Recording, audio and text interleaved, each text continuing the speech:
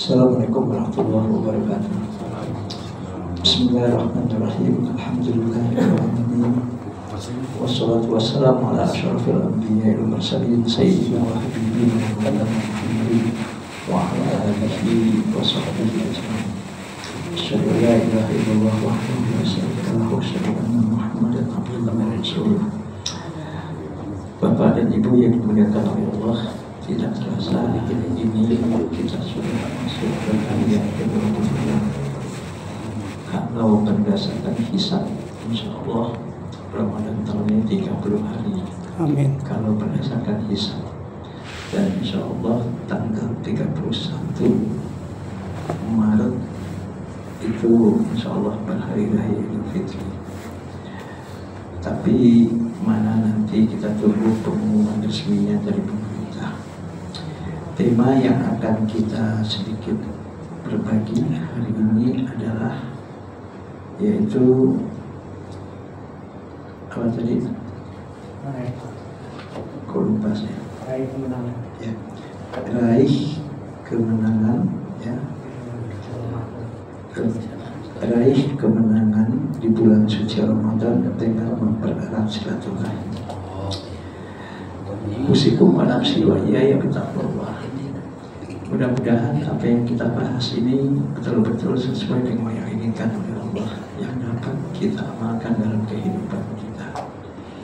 Yang dimaksud dengan kemenangan biasanya di bulan Ramadan itu adalah kita mencapai output atau hasil puasa yang kita lakukan. Kita betul-betul mendapatkan apa maksud dan tujuan kenapa Allah Subhanahu wa Ta'ala mewajibkan bulan puasa, mewajibkan Ramadan dan puasa di bulan Ramadan ini. Pertanyaannya adalah apa output atau hasil akhir yang Allah inginkan dari puasa yang kita lakukan 1 bulan penuh dan semua ibadah-ibadah di bulan Ramadan ini. Nah, ketika kita bisa meraih output dan tujuan atau hasil yang diinginkan oleh Allah, disitulah insya Allah kita meraih apa yang disebut dengan kemenangan di bulan Ramadan. Nah, pertanyaannya, apa output atau hasil akhir yang Allah inginkan? Jawabannya adalah bagaimana puasa kita mampu mengantarkan kita menjadi manusia mulia di hadapan Allah, bukan hanya mulia di hadapan manusia. Ibu-ibu, suaranya bisa nggak? Kencang banget suara ibu. Kencangan suara ibu dan suara saya. Tolong ya, waktunya nggak lama kok. Jadi yang dimaksud dengan meraih kemenangan di bulan Ramadan itu adalah bagaimana Ramadan ini betul-betul mampu mengantarkan kita menjadi manusia yang terbaik menurut Allah, bukan manusia yang terbaik hanya menurut manusia. Nah, pertanyaannya, siapakah manusia yang terbaik menurut Allah? Jawabannya dijawab oleh Allah, dijelaskan oleh Allah dalam Al-Quran, yaitu surat Al-Hujurat ayat 13. Apa kata Allah? Inna akramakum indallahi atqakum. Yang paling mulia di antara kalian adalah yang paling tinggi kualitas takwanya kepada Allah Subhanahu wa Ta'ala.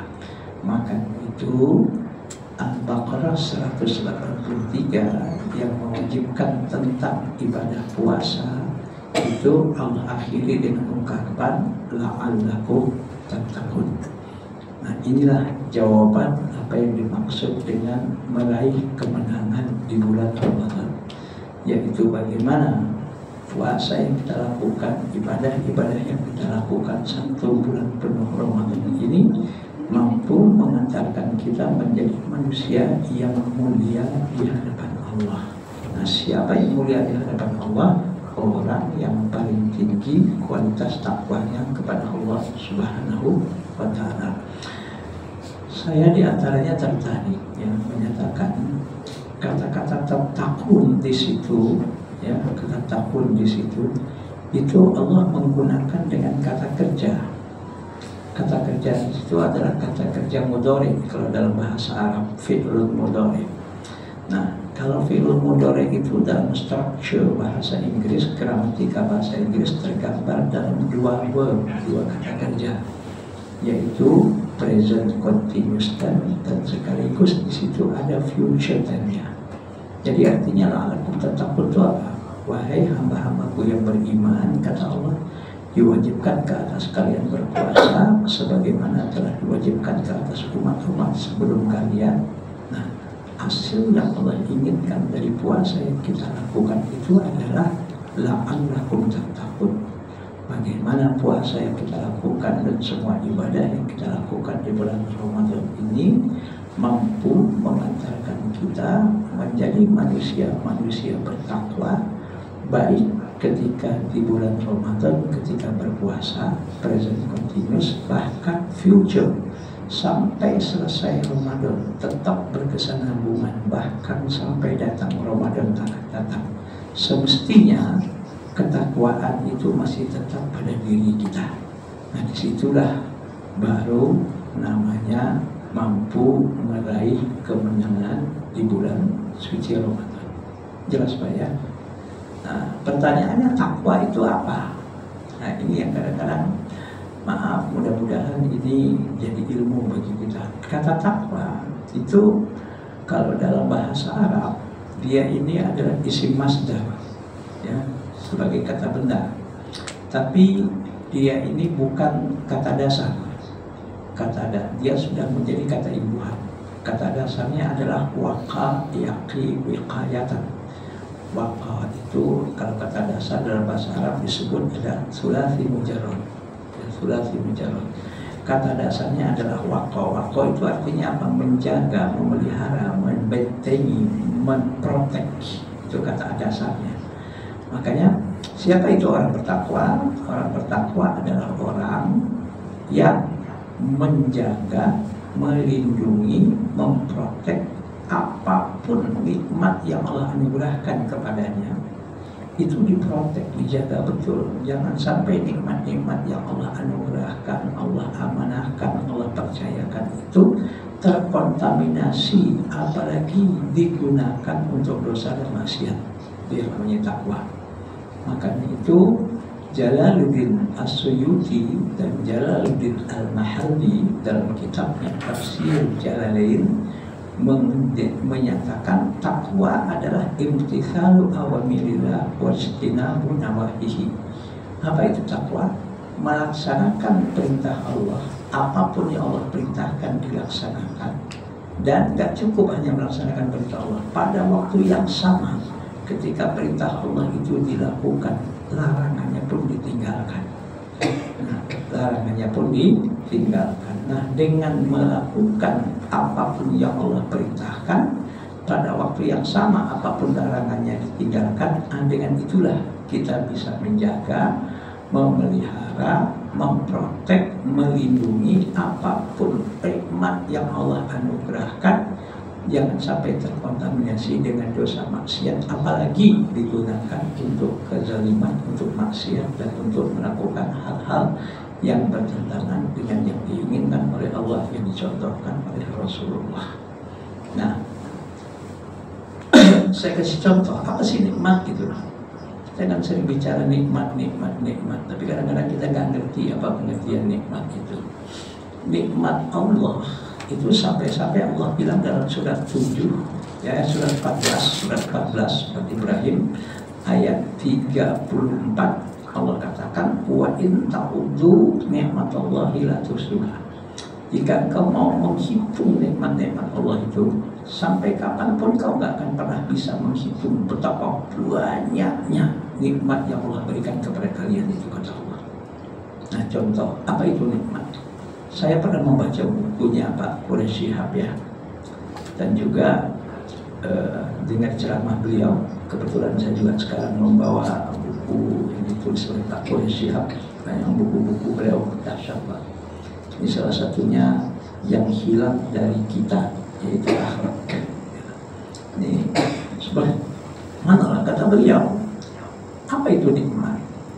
Nikmat itu adalah kelebihan yang Allah berikan dari modal pertama ketika kita lahir di dunia ini.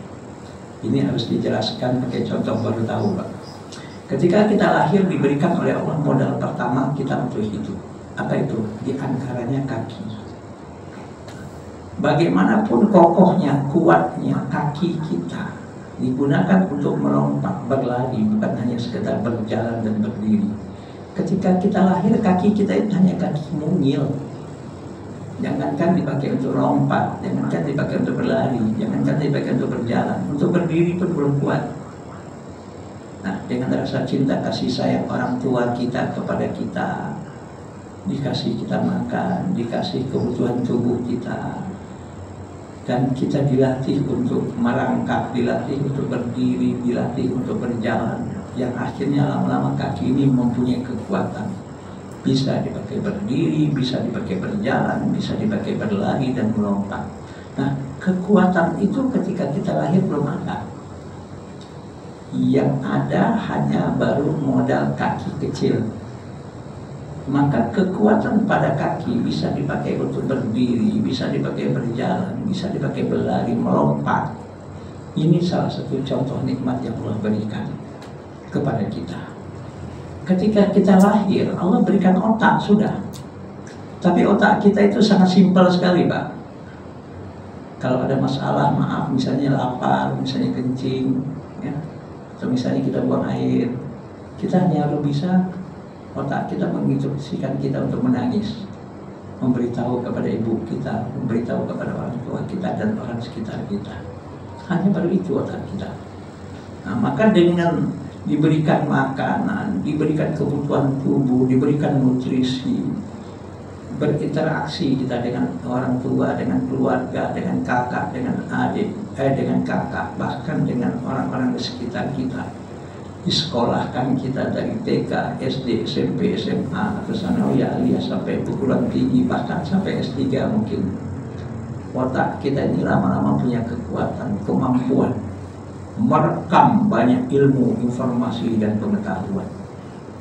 Kemampuan otak untuk mampu merekam itu semua, itu nikmat yang Allah berikan kepada kita. Sebagai apa? Sebagai modal pertama untuk kita lahir di dunia ini. Ketika lahir, kita nggak punya itu kemampuan otak seperti itu. Maka kemampuan otak seperti itulah yang disebut dengan nikmat yang Allah berikan kepada kita. Lidah kita, ketika kita lahir, kita belum mampu berbuat apa. Maaf, bicara pun yang baru bilang apa? Nangis. Sampai umur setahun pun kamu ngawang, nggak jelas ngomong. Tapi alhamdulillah, lama-lama lidah kita ini mampu mengeluarkan kata-kata. Kemampuan mengeluarkan kata pada lidah itu nikmat yang Allah berikan kepada kita.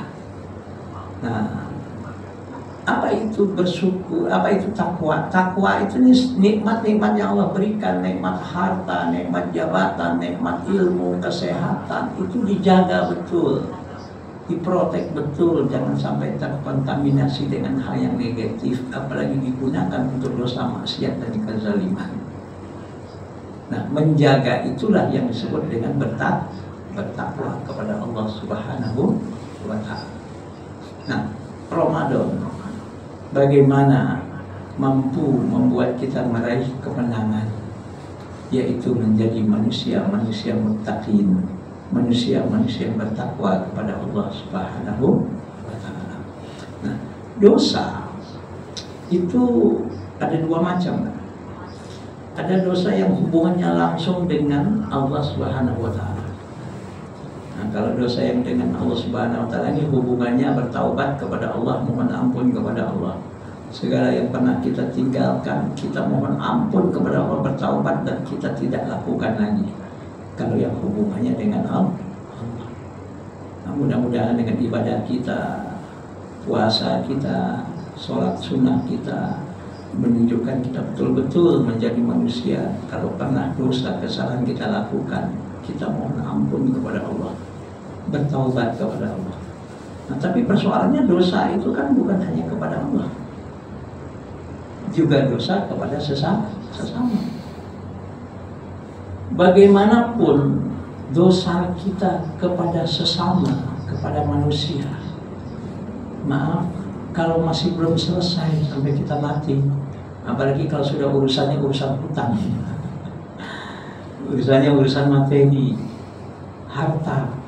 Itu Allah sendiri nggak akan memaafkan sebelum orang yang kita hutangi itu mengerelakan atau sudah kita bayar, kita lunasi hutang.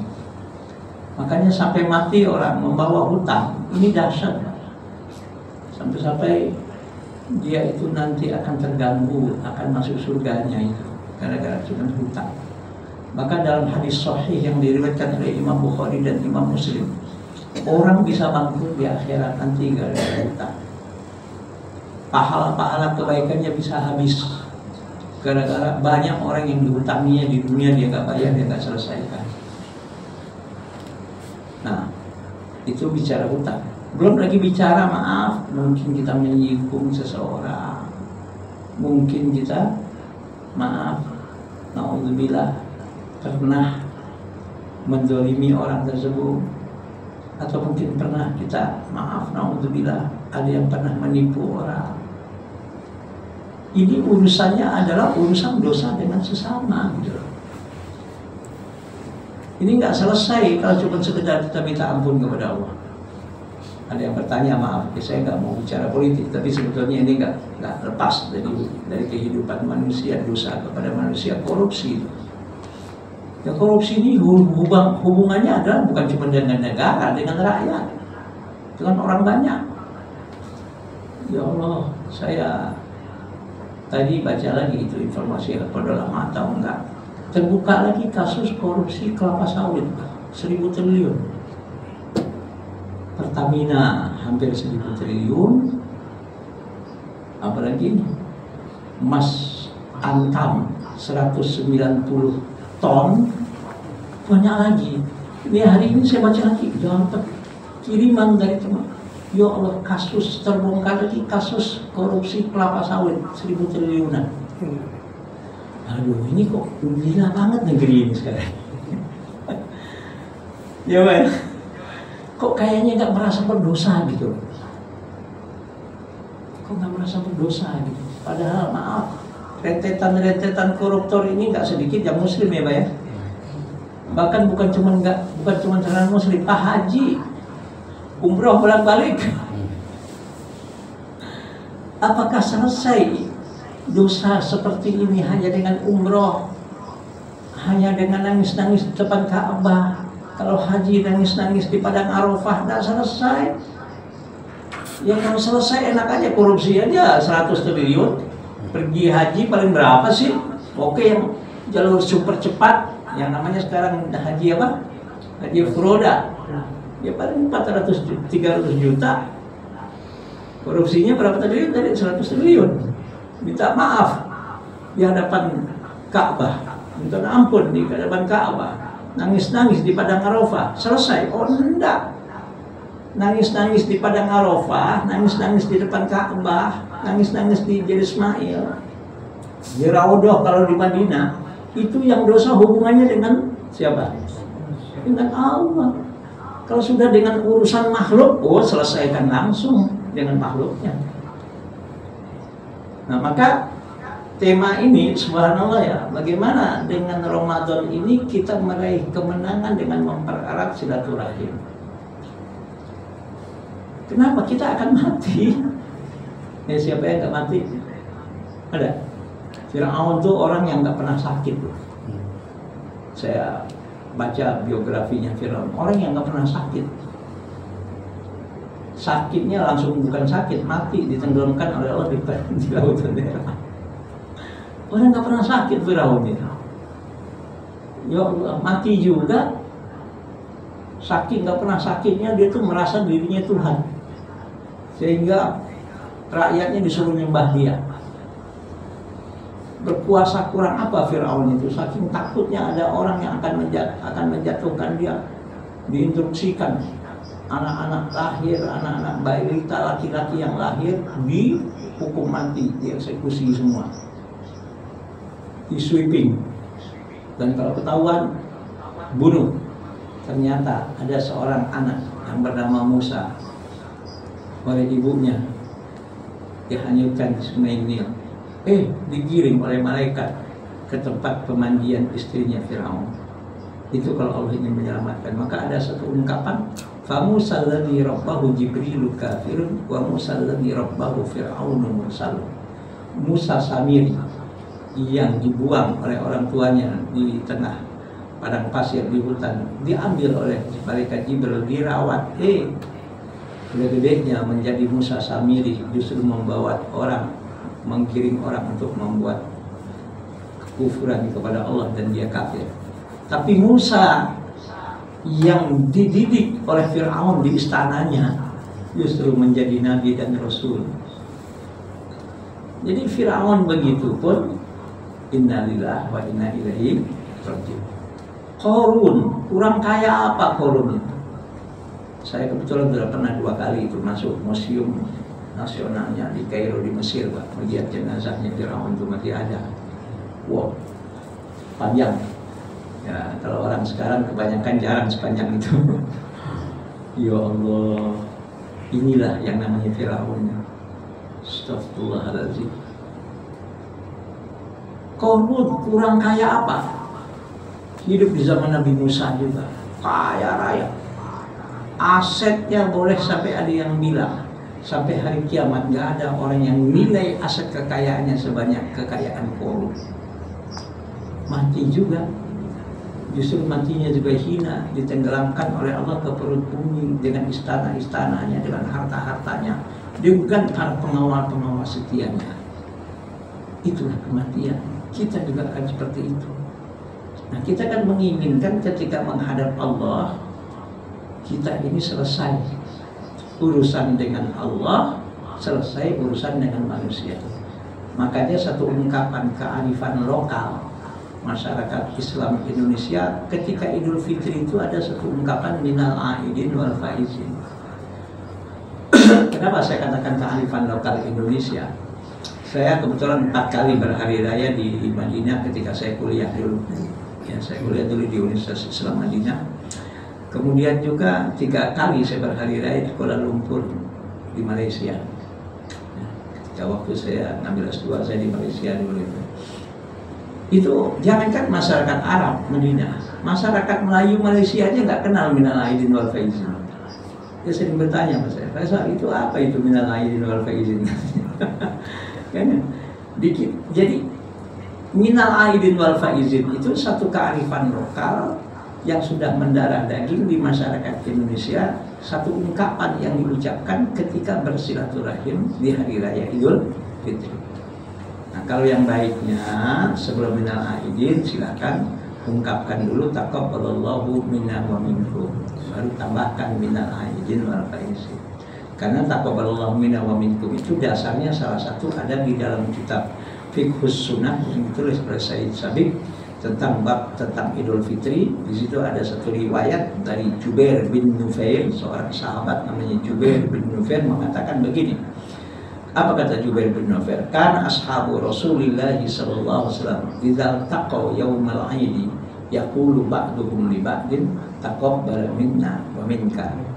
Jadi para sahabat Rasul itu ketika bersilaturahim di hari raya Idul Fitri dan saling bertatap muka, ungkapan yang diungkapkan sesama mereka taqabbalallahu minna wa minka, disempurnakan taqabbalallahu minna wa minkum. Apa artinya taqabbalallahu minna wa minkum? Semoga Allah menerima semua kebaikan kita, semua ibadah kita, taubat kita, dan semua amal soleh kita, baik yang kami lakukan maupun yang Anda lakukan. Taqabbalallahu minna wa minkum, semoga Allah terima semua.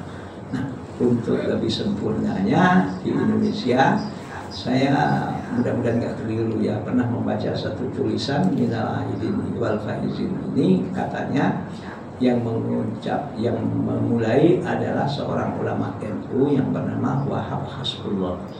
Ini kakeknya pernah jadi ketua umum P3, siapa? Pak Romo Harmuzi itu, seingat saya. Dan juga ungkapan halal bihalal, itu juga kearifan lokal di Indonesia. Apa artinya minal aidin wal faizin? Semoga di hari raya Idul Fitri ini ya, selesai Ramadan, kita menjadi manusia-manusia yang kembali kepada fitrah kita masing-masing. dan wal faizin, dan mendapatkan kemenangan, yaitu mencapai derajat takwa kepada Allah Subhanahu wa taala. Jelas Pak ya? Jadi salah satu cara agar kita selesai di hadapan Allah nanti ketika menghadap Allah, ya kita selesaikan persoalan kita dengan, bukan cuma dengan Allah tapi juga dengan sesama. Disinilah urgensinya silaturahim. Maka Ramadan itu semestinya kita jadikan momentum mempererat silaturahim di masjid, dengan tetangga kita, dengan jiran tetangga kita di mana kita tinggal, ya, di tempat kerja kita. Alhamdulillah banyak tempat-tempat kalau Ramadan itu mengadakan kajian-kajian untuk saling melakukan silaturahim, pererat silaturahim. Untuk apa? Agar kita menggapai apa yang disebut dengan kemenangan, yaitu menjadi manusia yang mulia di hadapan Allah Subhanahu wa taala, bukan hanya mulia di hadapan manusia.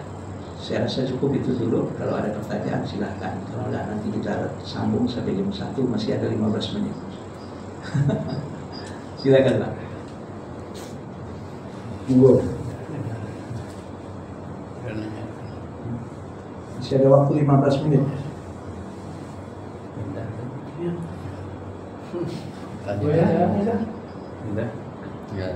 Enggak ada. Ya, ibu mau nanya itu, silakan Bu. Pak Ustadz tadi kan dikatakan kalau misalnya silaturahmi sebagai salah satu poin pentingnya ya Pak Ustadz ya. Salah satu yang penting dalam kehidupan. Iya. Nah ini kan biasanya kalau lebaran pada ngumpul ya Pak Ustadz. Ya. Lalu biasanya mohon maaf ya bagi yang kadang-kadang orang tua tuh suka ngasih pertanyaan-pertanyaan ke anak muda yang bikin sakit hati gitu. Apa tuh Bu?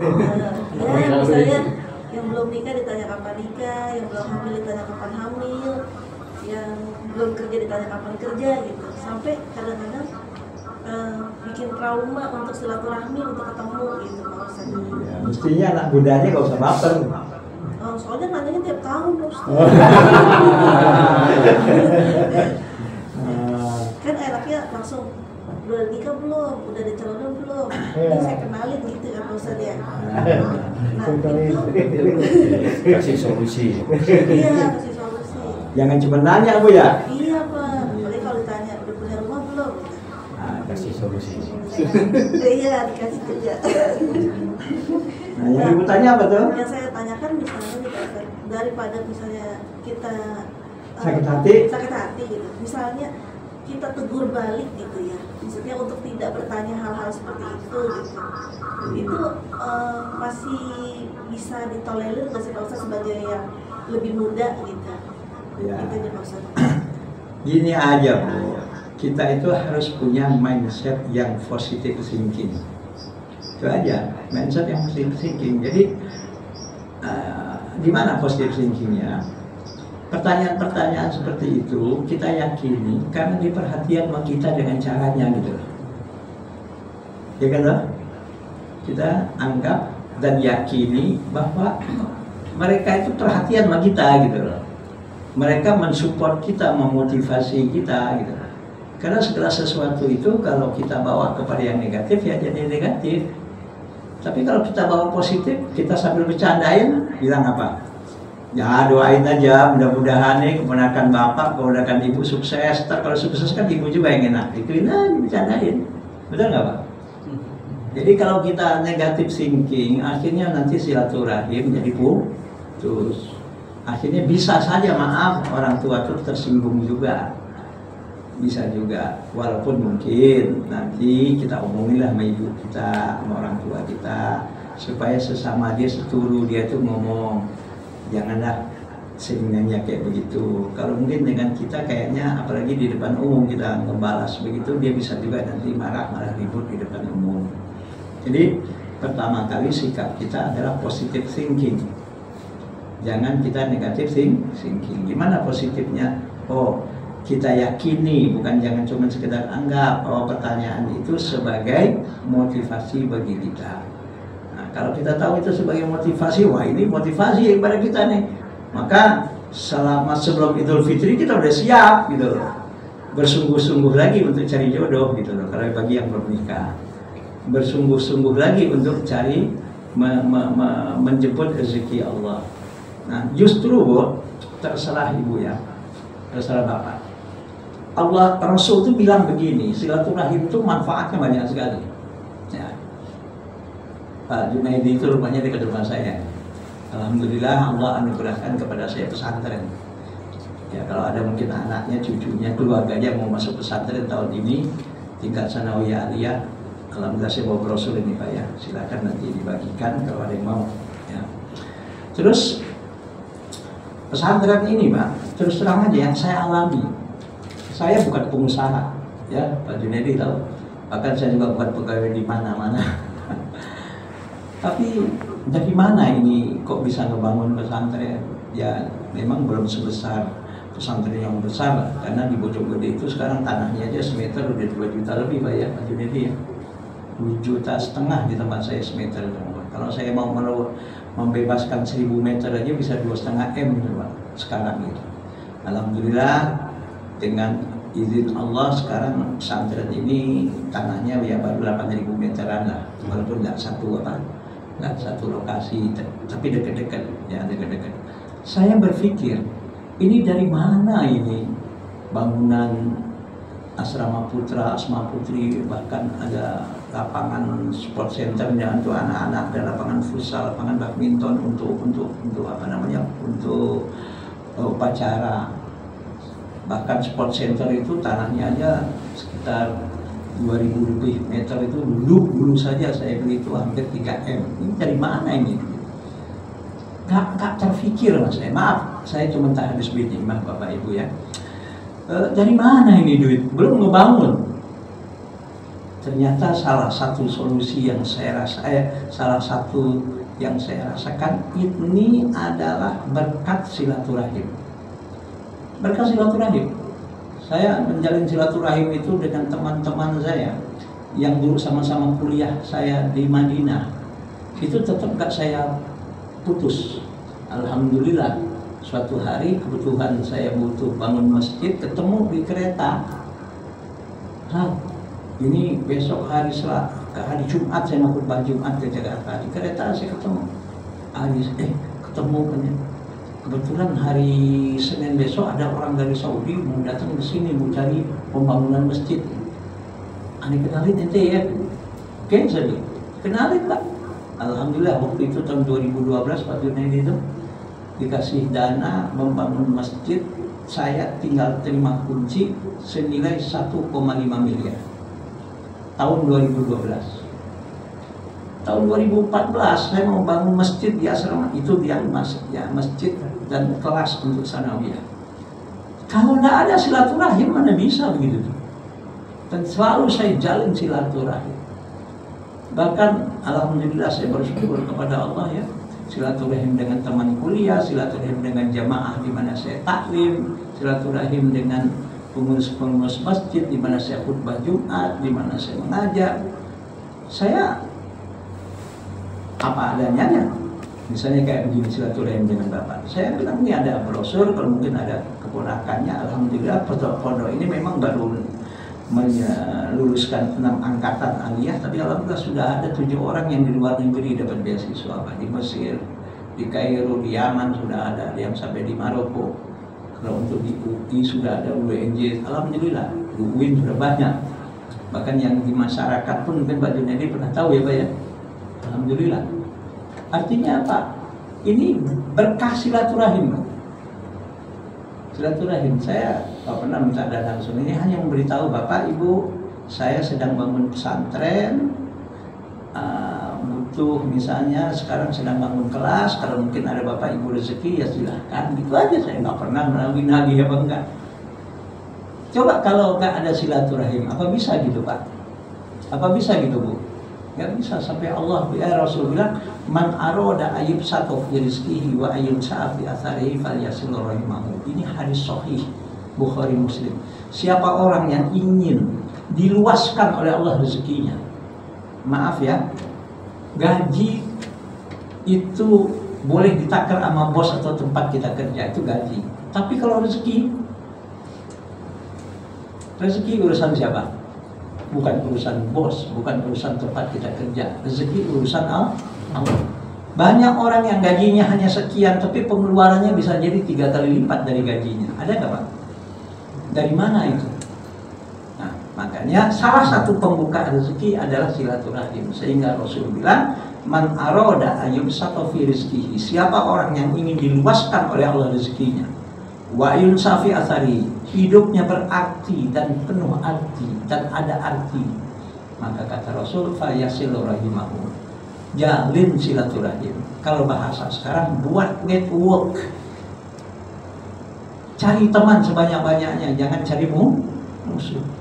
Cari teman sebanyak-banyaknya, jangan bikin konflik. Insya Allah, mudah-mudahan dengan cara itu Allah membukakan pintu rezeki kepada kita. Nah, salah satunya bisa aja rezeki kita dari keluarga kita, paman kita, bibi kita, yang maaf, yang kadang-kadang kalau lebaran yang ditanya gituan. Bisa nggak? Bisa nggak Pak? Bisa nggak Bu? Bisa aja. Mungkin karena dia perhatian sama kita, dia sayang sama kita, dia kasihan sama kita. Ya, makanya dibercandain. Ada solusi Bu, gituin. Ada yang mau dikenalin kalau misalnya kita belum punya suami atau belum punya istri. Ada job nih, ada kerjaan yang bagus nih, ada bisnis, gituin, bercandain. Nah, kalau kita bagaimana mensikapinya dengan positif, mudah-mudahan disitulah terbuka rezeki. Ini janji Allah melalui lidah Rasulullah Sallallahu Alaihi Wasallam. Jadi Bu, segala sesuatu pertama kali kita sikapi dengan positif thinking. Insya Allah, ya, jangankan hal yang seperti itu, hal yang kecil pun kalau kita tanggapi dengan negatif thinking, jadi masalah nggak? Jadi masalah nggak Bu? Jadi masalah. Itu penting. Yang penting itu adalah hati kita bersihkan daripada negatif thinking seperti itu. Maaf, di antara penyakit hati, kata Imam Ghazali yang ada dalam kitab Ihya Ulumuddin bab tentang tasfiyatun nafsi, itu sifat baper.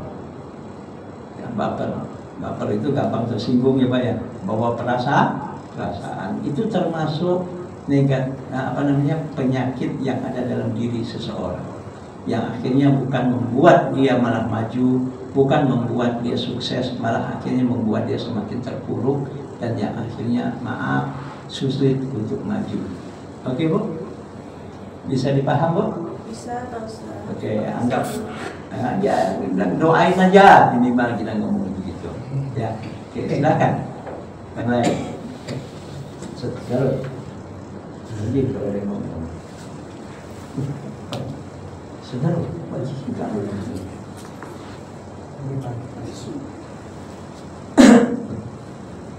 ya mungkin ada tetangga dia bawa masuk pesantren, silakan. Ini yang di belakang.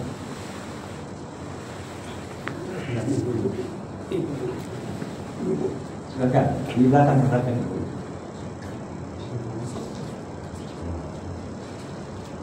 Silakan, ada lagi silakan, monggo.